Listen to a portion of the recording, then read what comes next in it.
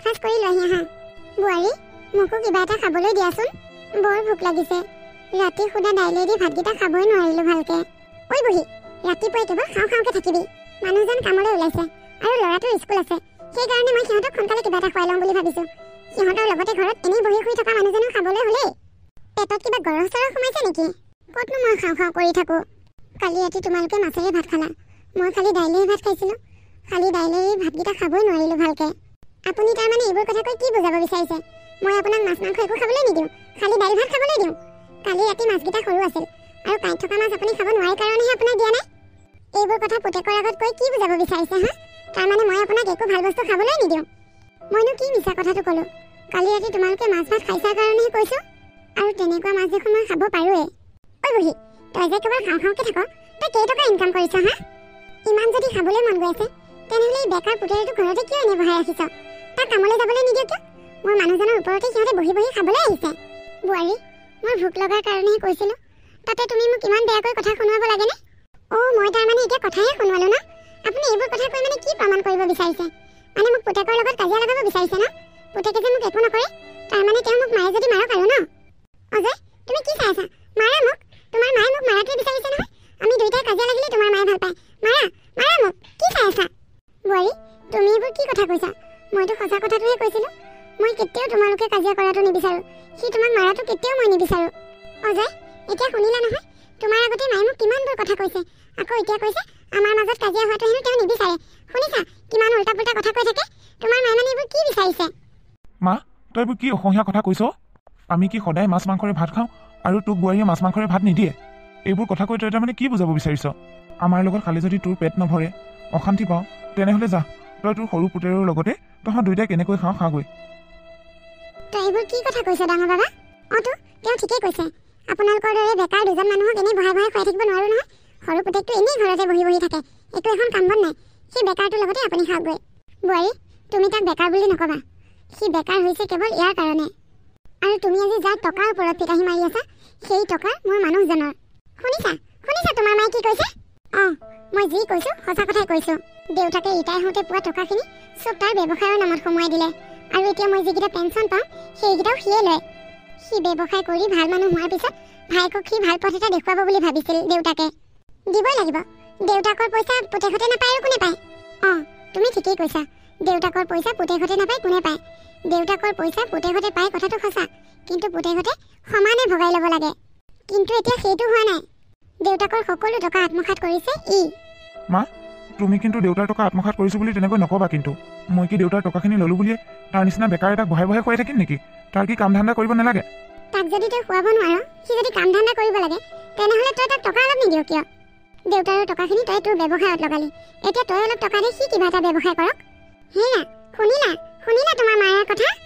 এইবোৰ তুমি গাখীৰ খুৱাই হাত পুহি আছা। এইবোৰ মানুহ ঘৰত থাকিলে ঘৰৰ উন্নতি নহয়। তুমি কিবা এটা কৰা, আৰু যি কৰা সোনকালে কৰা। মা, তহঁতৰ পৰা আৰু মই অশান্তিত থাকিব নোৱাৰা হৈছো। তহঁত যলৈ যাওঁ যা, দুইটা ঘৰৰ পৰা ওলা, ক'ত যাওঁ যাগৈ। মোক আৰু মোৰ পৰিয়ালটোক অকণমান শান্তিৰে থাকিবলৈ দে। ডাঙৰ বাবা, তাৰমানে এতিয়া অশান্তি মইহে কৰিছো। তই দিনটোলৈকে ওলাই গুচি যাওগৈ। দিনে ৰাতিয়ে তোৰ পত্নীৰ অত্যাচাৰ মই সহ্য কৰিছো, আৰু এতিয়া ময়ে ঘৰৰ পৰা ওলাই যাবগৈ লাগে। তই সকলো দেখিও নেদেখা ভাও ধৰি চকু মুদি থাক। তই কি সদায় এনেকৈ চকু মুদিয়ে থাকিবি নেকি? তোমালোকৰ ব্যৱসায়ৰ মেইন আঁত ধৰোতা মানুহজন মোৰ স্বামী, আৰু তোমালোকে এতিয়া যিটো ঘৰত আছা সেই ঘৰটো মোৰ স্বামীৰ। গতিকে মই এই ঘৰ এৰি কলৈকো নাযাওঁ। হেৰা, শুনিছা তোমাৰ মায়ে কি কৈছে? মাৰা, মোকেই তুমি ডিঙি চেপি মাৰি পেলোৱা। এতিয়া তাৰমানে সকলো দুখ মোৰ গাতে। মা, তোৰ কিন্তু অলপ বেছি হৈ গৈ আছে। বোৱাৰী, তোমাৰ এই গৰম তেজ আৰু বল সদায় নাথাকে। তুমিও এদিন দুৰ্বল হৈ পৰিবা। আৰু আজি তুমি মোক যিখিনি কৰিছা, এদিন তোমাৰ ল'ৰাই তোমাৰ লগত সেই একেই কৰিব। আপুনি কি মোক অভিশাপ দিছে নেকি? মা, তোৰ অলপ বেছি হৈছে। ওলা, নহ'লে কিন্তু চাবি মই তোক গতিয়াই বাহিৰ কৰি দিম এতিয়া। দাদা, এয়া তই কি কৈছ? তই মাক গতিয়াই বাহিৰ কৰি দিম বুলি কৈছ? কৈছোঁ। তোৰ কাৰণেই কৈছোঁ। তোৰ দৰে এটা ডেকা ল'ৰাক কাম বন নোহোৱাকৈ মই এনেকৈ বহাই বহাই খুৱাই থাকিব নোৱাৰোঁ। গতিকে তহঁত দুইটাই মোৰ ঘৰৰ পৰা ওলা। তই কাক বেকাৰ বুলি কৈছ দাদা? আৰু মা আৰু মই কি তোৰ ইনকামে খাইছোঁ নেকি? 10 টোমত দেউতাৰ ইনকামে খাইছোঁ। তই ব্যৱসায় কৰিছ সঁচা, কিন্তু তই ব্যৱসায় কৰিবলৈ ক'ত টকা পাইছিলি? এইবোৰতো চব দেউতাৰ টকাৰে ব্যৱসায় কৰিছ। আৰু তইতো এতিয়া মায়ে পোৱা পেঞ্চনৰ টকাকেইটাও তই লৈ থাক। আৰু এই ঘৰটো তই বনোৱা নহয়, এই ঘৰটো দেউতাই বনাই থৈ যোৱা। মায়ে কেইটকা পেঞ্চন পায়? আজিৰ পৰা আৰু পেঞ্চনৰ টকা মোক নালাগে, তই ল'বি যা। আৰু এই ঘৰটো ঘৰটো দেউতাই খালি ইটাকেইটাহে গাঁঠি থৈ গৈছিল। বাকী যিমানবোৰ কাম আছিল সকলো মই কৰিছোঁ।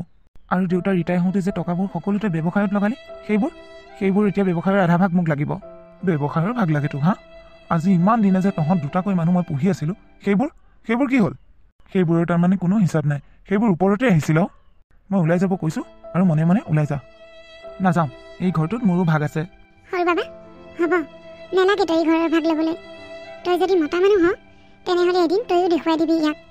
ব'ল, আজিৰ পৰা আৰু আমি এইখন ঘৰত নাথাকোঁ। তই কিন্তু এইটো ভাল কাম নকৰিলি দাদা। মাৰ মনত দুখ দিয়া ফল তই এদিন ভুগিব লাগিব। সগুনৰ খাওঁত বুঢ়া গৰু নমৰে। মোৰ দেৰি হৈছে, যোৱা কিবা এটা খাবলৈ দিয়া। আজিৰ পৰাহে যদি অকণমান শান্তি পাওঁ, এতিয়াহে কিবা মনটো পাতল পাতল যেন লাগিছে। আহা, তোমালোকে খাই লোৱাহি। বাবু আহা। মই নাখাওঁ মা, মোৰ ভোক লগা নাই। এতিয়া ভোক লগা নাই কি হ'ল? স্কুলত ভোক লাগিব নহয়, খাই লোৱাহি। বাবু ব'লা খাই ল'বা। সৰু বাবা, মোৰ বৰ ভোক লাগিছেও। কালি ৰাতিৰ পৰা একো খোৱাই হোৱা নাই। কালি ৰাতি অকণমান দালি ভাত খাইছিলোঁ, এতিয়া একেবাৰে ভোকত থাকিব পৰা নাই। মা অকণমান ধৈৰ্য ধৰাচোন, মই কিবা এটা কাম কৰোঁ ফালে পাওঁ নেকি বিচাৰোঁ। সি যিখন ATM দি খেদালে তাত এটকাও পইচা নাই। তোমাৰ পেঞ্চনৰ পইচা সি গোটেইকেইটা উঠালে, সুদা ATMখন দি খেদাইছে। মই কোনোবা দোকান চোকান এখনতে কিবা কাম এটা পাওঁ নেকি চাওঁ। দাদা 1 মিনিট ৰ'বচোন। মোক মাতিছা নেকি? হয় দাদা, আপোনাকেই মাতিছোঁ। দাদা, ইয়াত ক'ৰবাত দোকানত কাম বন কৰিব পৰাকৈ কিবা এটা সুবিধা পাম নেকি? তাৰমানে মই ভালদৰে আগতে এইখিনি জেগাত দেখা নাই। তোমালোক কোন আৰু ক'ৰ পৰা আহিছা? আমি গাঁৱৰ পৰা আহিছোঁ। এয়া মোৰ মা। তুমি এনেকৈ মাক লগত লৈ কাম বিচাৰি ফুৰিছা যে, কাৰণটো? কাৰণ মানে দাদা বহুত ডাঙৰ কথা। মোৰ দেউতা নাই, মা আৰু মই দাদা বৌৰ লগতে আছিলোঁ। আৰু আজি ৰাতিপুৱাই দাদা আৰু বৌয়ে আমাক কাজিয়া কৰি ঘৰৰ পৰা উলিয়াই পঠিয়ালে। মা আৰু মই আহি এইখিনি পালোহি। আজিৰ ভিতৰতে যদি মই কিবা এটা কামৰ যোগাৰ কৰিব নোৱাৰোঁ তেনেহ'লে আমাৰ বৰ অসুবিধা হ'ব। মায়ে কালিৰ পৰা একো খোৱাই নাই, হাতত পইচা পাতিও নাই। তাৰ বাহিৰে আকৌ ৰাতি থকা কথাটোতো আছেই। মই বাৰু য'তে ত'তে থাকিব পাৰিম, কিন্তু মাকটো ৰাখিবলৈ ঘৰ এটা লাগিব। হাতত পইচা নহ'লে ভাড়াঘৰ এটাও ল'ব নোৱাৰোঁ। তোমালোক মোৰ লগতে আহা, এইখিনিতে এখন হোটেল আছে, তাতে তোমালোকে কিবা এটা খাই ল'বা। মই বাৰু তোমালোকক থাকিবলৈ অকণমান আশ্ৰয় দিব পাৰিম, কিন্তু কিবা কামৰহে যোগাৰ কৰি দিব পাৰোঁ নে নোৱাৰোঁ এতিয়া খাটাংকৈ ক'ব নোৱাৰিম। তথাপিও বাৰু মই চেষ্টা কৰি চাম। আপোনাক বহুত বহুত ধন্যবাদ আমাক এইকণ সহায় কৰাৰ বাবে। আপুনি মোৰ মাৰ বয়সৰ, আপুনি মোক ধন্যবাদ দিব নালাগে। আপোনাক সহায় কৰিবলৈ পাই মোৰ ভালহে লাগিছে। আহক। ভণ্টি ক'ত আছ? চাওঁ এইফালে আহচোন। দাদা তই আহিলি? এওঁলোক কোন আকৌ? চিনি পোৱা নাই যে। এওঁলোক আমাৰ ঘৰৰ আলহী, তেওঁলোকে আমাৰ ঘৰত কেইদিনমান থাকিব। দাদা তই তাৰমানে আকৌ? তই যে বৰ কিবা নিচিনা দেই, গোটেই ঘৰখন অনাথাশ্ৰম বনাই পেলাইছ। ভণ্টি নাপায়, তেনেকৈ কিয় কৈছ? মই এনেদৰে বিপদত পৰা মানুহবোৰক সহায় কৰাৰ কাৰণে ভগৱানে মোক আজি সেই আগৰ অৱস্থাটোৰ পৰা এইটোৰ অৱস্থা পোৱাইছেহি। তইহে চব বিপদত পৰা মানুহক পাই ফুৰ। আকৌ ভগৱানে মোক মানুহক সহায় কৰিবলৈ পৃথিৱীলৈ পঠিয়াইছে। যা, তই তেওঁলোকক ভিতৰলৈ লৈ যা আৰু গেছ ৰুমটো ঠিক কৰি দিবি। হ'ব দে, আহক আপোনালোক। এইবোৰ চব ভগৱানৰ খেল, মই খালি ইয়াত অংশগ্ৰহণহে কৰিছোঁ। এইটোৱে আপোনালোকৰ ৰুম, ইয়াতে থাকিব পাৰিব। ধন্যবাদ। আপোনালোকৰ দৰে বহুত মানুহে ধন্যবাদ দিয়ে। দাদাই বিপদত পৰা মানুহবোৰক বাটৰ পৰা বুটলি আনি এনেকৈ ঘৰ চপাইহি। আৰু কিছুমানে বিপদৰ পৰা উদ্ধাৰ হোৱাৰ পিছতে নিজকে ৰজা যেন বুলি ভাবে। কেতিয়াবা কিছুমানে আকৌ বাটত দেখিলেও মাতিব নোখোজে। গতিকে মিছাতে ধন্যবাদ দিব নালাগে। বিপদত পৰিছে, দুদিনমান থাকক। মই আপোনালোকৰ কাৰণে চাহ বনাই আনিছোঁ ৰ'ব। বাবা, ছোৱালীজনীৰ কথাবোৰ বৰ কিবা নিচিনা ন? এইখিনি সহ্য কৰিবই লাগিব মা, কাৰণ আমি বহুত ডাঙৰ বিপদত পৰিছোঁ। এইখিনি যে আমি সহায় পাইছোঁ এয়াই বহুত। তুমি দুখ কৰি নাথাকিবা মা। দাদাই যেনেকৈ আমাৰ মনত এতিয়া দুখ দিছে, চাবা খুব সোনকালে সিও এনেকৈ দুখ পাব। ঘৰখনৰ ডাঙৰ ল'ৰা বুলি দেউতাৰ সকলোবোৰ টকা তাকেই দিছিলা নহয় ব্যৱসায়ত লগাবলৈ। সেয়াত আজি সি তাৰেই ফল দিছে তোমাক। মন চন মাৰি নাথাকিবা এতিয়া। মই বাৰু কিবা এটা কাম ধান্দা কৰিব লাগিব সোনকালে। বাবু, তুমি এইটো ৰুমত কি কৰি আছাহি? আইতালৈ মনত পৰিছে মা। এইবোৰ মানুহৰ কথা মনত পেলাই থাকিব নালাগে। আহা, তুমি তোমাৰ কাম কৰাহি, কিতাপ পঢ়াহি। নপঢ়ো মই। নপঢ়ো মানে? পঢ়ি পেলাই কি কৰিম? বাবু, তুমি ইমান ডাঙৰ ডাঙৰকৈ কথা কৈছা যে, তুমি মোক দম দিছা কিয়? তুমি ইয়াৰ পৰা যোৱা, মোক কথা সুধি আমনি কৰি নাথাকিবা। বাবু, তোমাৰ কি হৈছে? মই কৈছো নে তুমি মোক কথা সুধি আমনি কৰি নাথাকিবা বুলি? তুমি এইটো ৰুমৰ পৰা যোৱা। অজয়, কি হৈছে? কিয় মন মাৰি আছা? মা আৰু ভাইটিক পঠাই দিয়াৰ পৰা দেখোন মনটো বৰ বেয়া লাগি আছে। সিহঁত বা এতিয়া ক'ত আছে, কি কৰিছে? মই বাৰু সিহঁতক তেনেকৈ পঠাই দি ভুল কৰিলোঁ নেকি? একো ভুল কৰা নাই। সিহঁতক তেনেকৈ পঠাই দি তুমি ভাল কামেই কৰিলা। সিহঁতৰ কথা ভাবি ভাবি মন বেয়া কৰি থাকিব নালাগে। মই তোমাক বেলেগ এটা কথা ক'বলৈহে আহিছিলোঁ। বাবুক মই পঢ়াই টেবুলত বহাব পৰা নাই।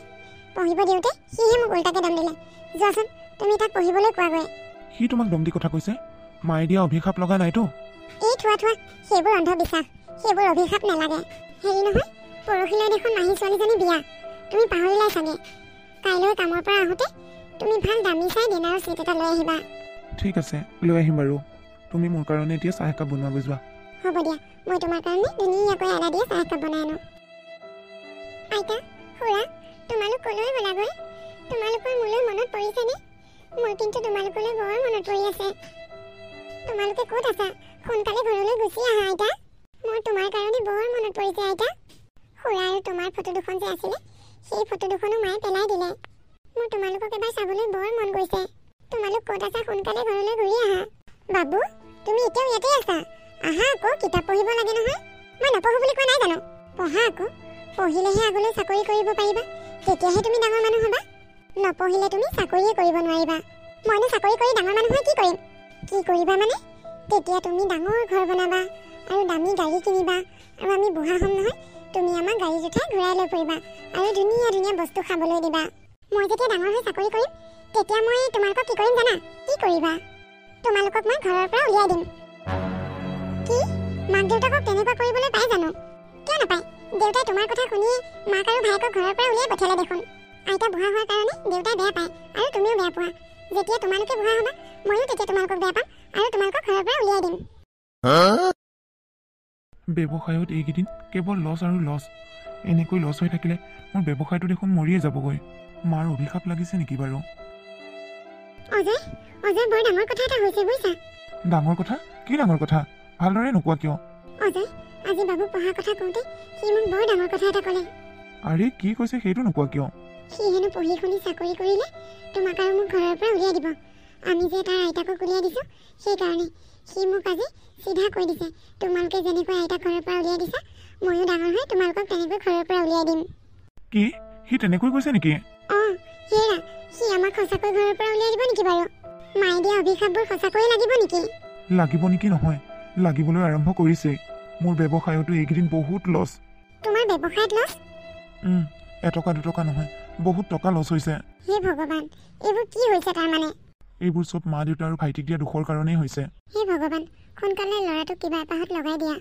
কিমান আৰু এনেকৈ লোকৰ ঘৰত থাকিম ভাল মানুহ বুলিহে ইমান দিন সহ্য কৰিছে নিজৰ পুত্ৰ বোৱাৰীয়ে সহ্য নকৰিলে ঘৰৰ পৰা উলিয়াই দিলে এতিয়া লোকৰ ঘৰত ইমান দিন যে সহ্য কৰিছে মা ভাল খবৰ এটা আছে ভাল খবৰ কি ভাল খবৰ মা মোৰ চাকৰি হৈ গ'ল চাকৰি অঁ মা আমাক যে থাকিবলৈ দিছে এই দাদাজনৰ নিজৰ কোম্পানী আছে তেওঁ মোক আজি দুপৰীয়া তেওঁ কোম্পানীলৈ ফোন কৰি মাতিলে আৰু তেওঁ মোক পঢ়া শুনাৰ কথা সুধিলে তাৰপিছত তেওঁ মোক এটা মেনেজাৰ পষ্টত জইন কৰিবলৈ ক'লে মই কাইলৈৰ পৰা ৰেগুলাৰ অফিচলৈ যাব লাগিব মা আজিৰ পৰা আৰু আমাৰ চিন্তা নাই আজি সন্ধিয়ালৈ ভাড়া ঘৰ এটাহে বিচাৰিব লাগিব তেওঁ মোক কাম এটা দিলেই যেতিয়া ইয়াত থকাটো ভাল কথা নহ'ব ঠিক আছে হ'ব দে নহ'লে কিন্তু মানুহজনৰ লগত এবাৰ কথা পাতিব লাগিব যোৱাৰ আগতে এনেকৈ ঘপককৈ গুচি গ'লে তেওঁ বেয়া পাব নহয় হ'ব মা পাতিম আকৌ কিয় নেপাতিম তেওঁৰ লগত কথা নাপাতাকৈ যাম নেকি অজয় আহিলা ক'তা মই যে তোমাক কাইলৈ বিয়াখনৰ কাৰণে ডিনাৰৰ ছেট এটা আনিব দিছিলোঁ ক'ত আনিলা ডিনাৰৰ ছেট লাগে মোৰ অৱস্থাটো তুমি এবাৰ সুধিছানে মোৰ কি হৈছে মোৰ গোটেই ব্যৱসায় আনৰ হাতলৈ গুচি গ'ল মই এতিয়া এটা জিৰ' কাইলৈৰ পৰা কি খাবা কেনেকৈ চলিবা সেইটো চিন্তা কৰা এইবোৰ চব তোমাৰ কাৰণেই হৈছে মই তোমাৰ কথা শুনিয়ে মা আৰু ভাইটিক ঘৰৰ পৰা উলিয়াই দিছিলোঁ আজি মোৰ সেই কাৰণে এই অৱস্থা হৈছে মায়ে দিয়া খাও লাগিছে মোৰ গাত এতিয়া তাৰমানে চব মোৰ গাতে দোষ তুমি আৰু কথা কৈ নাথাকিবা তোমাৰ গাত দুখ নহয় কি মোৰ গাত দুখ নেকি ঘৰখনত কি হৈ থাকে সেইবোৰ তুমি মোক কিয় কোৱা ঘৰখনত হৈ যদি এটা তুমি মোক কোৱা দুটা মই এতিয়া পথৰ ভিখাৰী হ'লো অজয় নহ'লে এইবোৰ চব পাহৰি মা আৰু ভাইটি ক'ত আছে বিচাৰি আনা আমি সিহঁতৰ ওচৰত ক্ষমা খোজো মই এতিয়া সিহঁতক ক'ত বিচাৰি ফুৰিমগৈ যোৱা তুমিয়ে বিচাৰি যোৱা তোমাৰ কথা শুনি শুনিয়ে মই মোৰ ঘৰখন শেষ কৰি পেলালোঁ এতিয়াৰ পৰা আৰু মই তোমাৰ কথা কেতিয়াও নুশুনো আচলতে মাইকী মানুহৰ কথা শুনিবই নালাগে শেষ মই বিয়া পাতিয়ে চব শেষ কৰি পেলালোঁ হে ভগৱান এয়া আমাৰ লগত কি হৈ গ'ল মই বাৰু মাৰ লগত কিয় ইমান অন্যায় কৰিছিলোঁ মই টকা দেখিয়ে সকলো পাহৰি গৈছিলোঁ এইবোৰ চব দেউতাই আৰ্জি থৈ যোৱা সম্পত্তি মাক ভোগ কৰিব নিদিয়াৰ কাৰণেই আজি আমাৰ এনেকুৱা অৱস্থা হৈছে অক্ষয় তোমাক মই মোৰ ঘৰৰ পৰা ওলাই যাবলৈ চাকৰি দিয়া নাই তুমি মোৰ ঘৰতেই থাকিব লাগিব মোৰ এটা চৰ্ত আছে সেই চৰ্তটো তুমি মানি ল'ব লাগিব কি চৰ্ত দাদা মোৰ এই একমাত্ৰ ভনীজনীৰ বাহিৰে আপোন বুলিবলৈ আৰু আন কোনো নাই মোৰ এই ঘৰখন সম্পূৰ্ণ কৰা দায়িত্ব তোমাৰ মই মোৰ ভনীজনীক তোমালৈ বিয়া দিম বুলি ভাবিছোঁ তোমাৰ কিবা আপত্তি আছে নেকি পাৰিবানে তুমি মোৰ এই চৰ্তটো মানি ল'বলৈ দাদা আমি হৈছোঁ তেনেই নগণ্য মানুহ আপোনালোকৰ তুলনাত আমাৰ একোৱেই নাই মই তেওঁক বিয়া পাতিলে তেওঁ বা সুখী হ'ব পাৰে নে নোৱাৰে এইবোৰ তুমি একো চিন্তা কৰিব নালাগে। এইবোৰ আমাৰ দুটাৰ কথা। এইবোৰ কথা আমি দুটাই আলোচনা কৰিম। আপোনাৰ কিবা আপত্তি আছে নেকি বাৰু? মোৰ একো আপত্তি নাই, কিন্তু এটা কথা, আমাৰ আপোন বুলিবলৈ ঘৰ এখনেই নাই। ছোৱালীজনীক বিয়া পাতি সি ক'ত ৰাখিব? সেইবোৰ একো চিন্তা কৰিব নালাগে। মোৰো আপোন বুলিবলৈ কোনো নাই। সিহঁত দুটাৰ বিয়াৰ পিছত আপোনালোক চব ইয়াতেই থাকিব পাৰিব, মোৰ আধৰুৱা ঘৰখন সম্পূৰ্ণ কৰি। আৰু মই নোহোৱাৰ পিছত মোৰ ব্যৱসায়, ঘৰ দুৱাৰ, এই সকলোবোৰ দায়িত্ব তুমিয়েই ল'ব লাগিব অক্ষয়। কোৱা, এতিয়া ৰাজি আছানে? আপোনালোকৰ যদি আপত্তি নাই, আমাৰো কোনো আপত্তি নাই ন মা? অঁ, আমাৰ কোনো আপত্তি নাই। তেনেহ'লে মাঘৰ 25 তাৰিখে ইহঁত দুয়োটাৰে বিয়া।